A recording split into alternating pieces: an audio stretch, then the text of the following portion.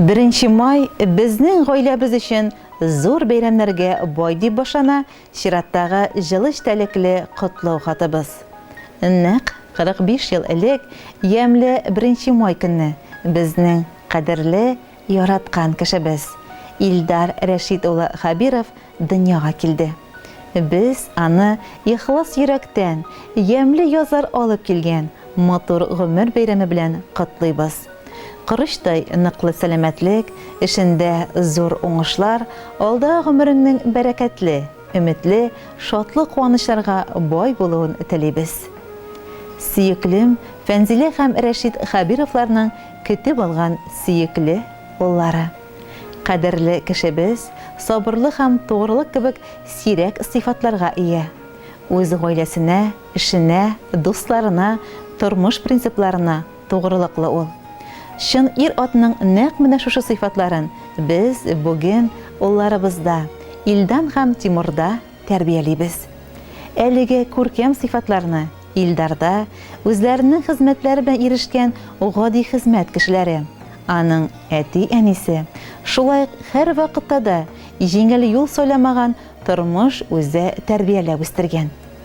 Кадерлем 1993 елда яхшы билгеләр белән югары яркәйдәге 1 урта мәктәпне тәмамлый.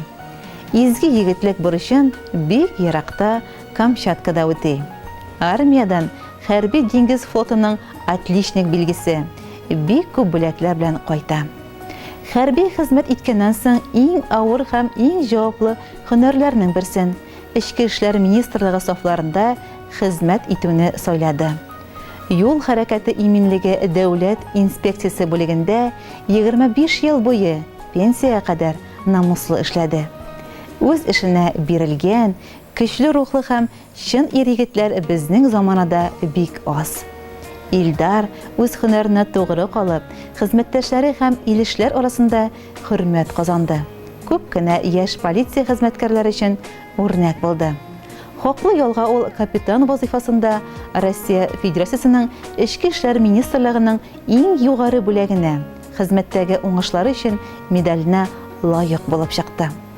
Бүгенге көндә сөеклебез Татнефть җәмгыятендә эшли. Буш вакытын тулысынча үз гаиләсенә һәм йортына багышлый. Безнең кадерле кешебез барлык хуҗалык эшләрен яратып башкара, яшелчә һәм җимешләр үстерергә әвәз. Мин язмышыма чиксез рәхмәтлемен.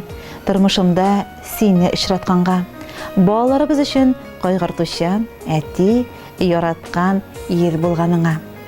Кадерлем, мин синең белән бик бәхетлемен. Һәр минутта синең кайгыртуыңны һәм мәхәббәтеңне тоеп яшим. Язмыш безгә күп авырлыклар һәм сынаулар бирде. Әмма алар ярдәмендә без бер-беребезгә карата тагы да ныграк якынайдык. Ходай безне синең белән гаиләне саклап калганыбыз өчен бүләкләде. Безнең 2 матур улыбыз үсеп килә. Кадерлем, без сиңа ныклы сәламәтлек, озын гомер телибез.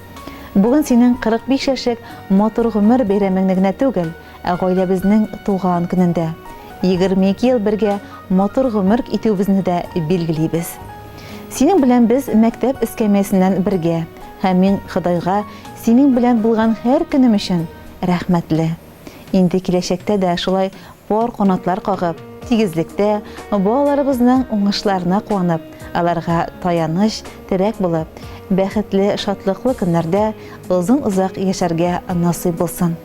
Әле бергә каршылыйсы алсу таңнарыбыз, якты көннәребез, тыныч төннәребез алда булсын. Матур гомер бәйрәмең котлы булсын. Бергәләшеп әле бик күп тапкыр үткәрербез туган көннәрне. 45-не генә түгел, 50, 60-ны да, 70, 80, 90, хәтта 100-ләрне. Ходай миңа сине бүләк иткән, ә мин сиңа язган тиң ярың.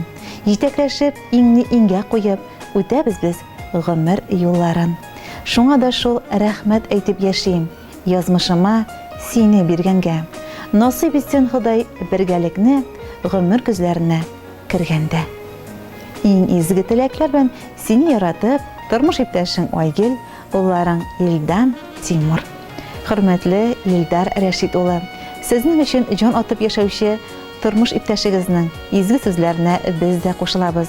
Һәм шушы хатта әйтеп бетерә алмаган теләкләрен сезгә җыр-моң канатларында түкми-чәчми җиткерергә ашыгабыз.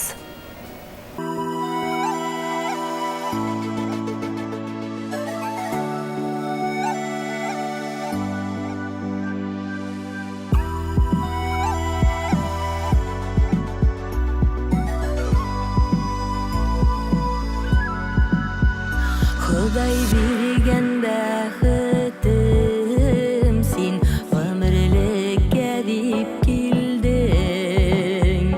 Югалтасым килми сине, без икебез бер беттен. Сындырма канатымны, югалтма өмметемне, тартып алма Ходаем бердән бер бәхетемне. Сындырма